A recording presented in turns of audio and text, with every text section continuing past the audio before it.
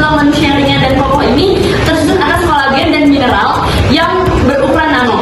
Lalu ada pada bunga lotus, di mana bagian bawah dari bunga lotus ini dilapisi oleh nano berlilin yang membuatnya tahan air. Lalu ada juga pada cangkang kerang atau cangkang kerang. Cangkang kerang itu tersusun atas kalsium karbonat, di mana kalsium karbonat ini juga berukuran nano dan tersusun secara teratur. Ya, betul. Ya. Selanjutnya, bagaimana aplikasi nanoteknologi di bidang informasi teknologi? Aplikasi nanoteknologi juga berfungsi untuk menciptakan perangkat yang lebih kecil, efisien dan kuat. Teknologi ini juga berfungsi untuk mengembangkan prosesor dan memori serta penyimpanan data supaya menjadi lebih canggih. Ya, betul. Selanjutnya, bagaimana aplikasi nanoteknologi di bidang pangan dan pertanian? Jadi untuk jawaban dari pertanyaan ini yaitu fungsi nanoteknologi di dalam bidang pertanian ada 4, yaitu yang pertama adalah sebagai sensor nano yang berfungsi untuk membantu petani dalam mengidentifikasi bagaimana pertanian mereka, apakah kelembapan suhunya sudah baik atau kelembapan tanah sudah baik. Lalu yang kedua fungsinya adalah untuk benih nano yang berfungsi untuk menjamin pertumbuhan dari pertanian itu karena sudah dicampur dengan pupuk-pupuk yang baik dan pestisida yang baik di dalam benihnya. Lalu yang ketiga fungsinya adalah sebagai pestisida nano yang bisa mengurangi pestisida kimia yang berbahaya bagi lingkungan dan bagi manusia. Lalu yang keempat terakhir adalah sebagai pupuk nano yang berfungsi untuk mengurangi pupuk kimia yang berbahaya bagi lingkungan.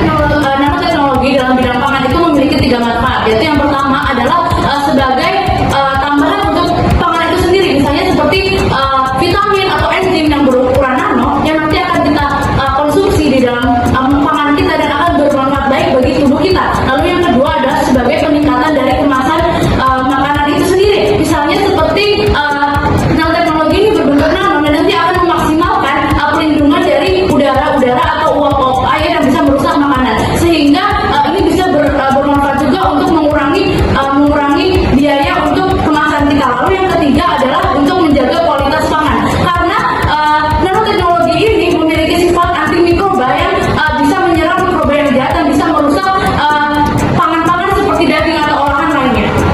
Ya, betul. Oke, untuk pertanyaan selanjutnya, bagaimana aplikasi nanoteknologi di bidang kesehatan dan farmasi? Untuk aplikasi nanoteknologi di bidang kesehatan dan farmasi, pertama adalah pengiriman obat ke dalam tubuh, di mana pengiriman obat ke dalam tubuh menggunakan nanoteknologi itu bisa meningkatkan presisi, di mana obat itu bisa ditargetkan langsung kepada sel jaringan yang rusak dalam tubuh.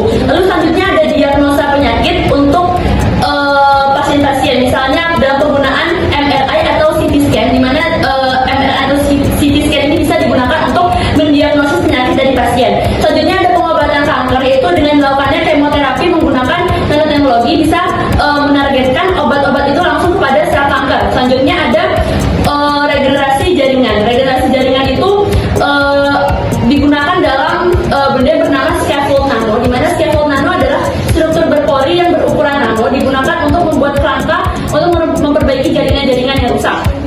Selanjutnya itu ada dalam vaksinasi, yaitu ada yang namanya vaksin nano, di mana vaksin nano ini bisa meningkatkan efektivitas dari vaksin yang digunakan. Yang terakhir adalah untuk pengobatan luka. Ada yang namanya perban nano, di mana perban nano ini digunakan untuk membalut luka dan memberikan keuntungan, yaitu keuntungannya adalah membuat luka lebih cepat sembuh dan menghindari terjadinya iritasi pada luka. Untuk pertanyaan selanjutnya, bagaimana aplikasi nanoteknologi di bidang perfilman? Jadi nanoteknologi itu membawa inovasi di dalam bidang film, seperti nanopartikel juga membawa atau meningkatkan sifat-sifat material seperti tahan terhadap air atau goresan. Lalu juga nanoteknologi juga dapat mengembangkan layar film di lebih tipis atau lebih fleksibel. Selanjutnya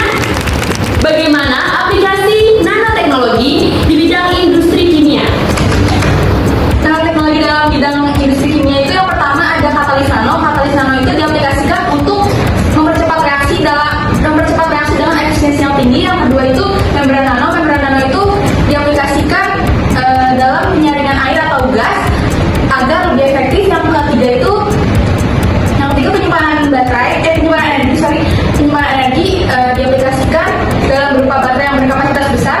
Yang keempat itu dalam kimia farmasi diaplikasikan untuk meningkatkan efektivitas dan mengurangi efek samping. Untuk pertanyaan kebutuhan terakhir, bagaimana aplikasi nanoteknologi di bidang ilmu rekayasa tekstil? Nanoteknologi di tekstil dapat memungkinkan kita untuk menciptakan kain dengan daya serap tinggi, antibakteri, anti UV, serta kain medis yang dapat menyerap obat. Selain itu, teknologi ini juga dapat memungkinkan kita untuk menciptakan kain thermal atau kain pintar yang dapat mendeteksi suhu atau gerak tubuh. Baik,